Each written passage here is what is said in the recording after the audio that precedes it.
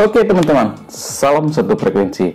Nah teman-teman, dalam video singkat ini kita akan belajar bersama tentang bagaimana cara kita menghitung aset bersih yang kita miliki atau net worth yang kita miliki di dalam kehidupan pribadi kita atau khususnya di dalam keuangan kita.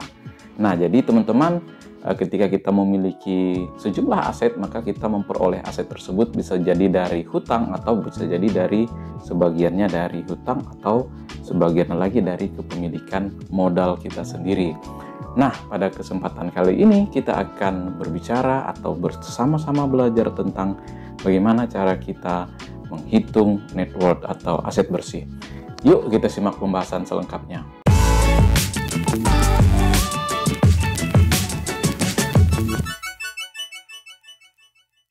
Yang pertama teman-teman, kita harus pahami dulu bahwa konsep dari aset bersih ini sendiri sebenarnya di dalam kehidupan keuangan pribadi kita sama halnya dengan di dalam sebuah perusahaan. Jadi di dalam perusahaan itu juga terdapat yang namanya pos hutang. Jadi aset itu sederhananya dapat kita jumlahkan dari hutang plus modal. Nah, yang modal ini sendiri merupakan aset bersih yang kita miliki. Nah, sekarang kita akan ambil porsi ini ke dalam kehidupan pribadi atau keuangan pribadi kita.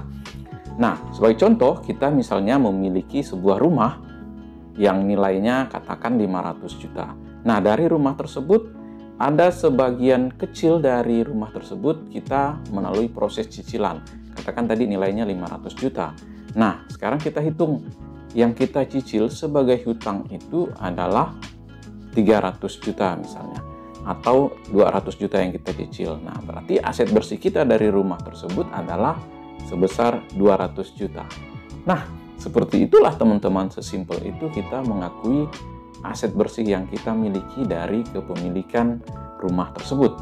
Sama seperti kendaraan atau aset kita yang lain. Nah, ini adalah bagian kecil, teman-teman. Oke, teman-teman, saya kira demikian insight yang bisa kita berikan terkait dengan cara menghitung aset bersih. Jadi, kesimpulannya adalah aset bersih itu adalah pengurangan dari nilai hutang di dalam kepemilikan aset tersebut. Oke, saya Daniel dan salam satu frekuensi.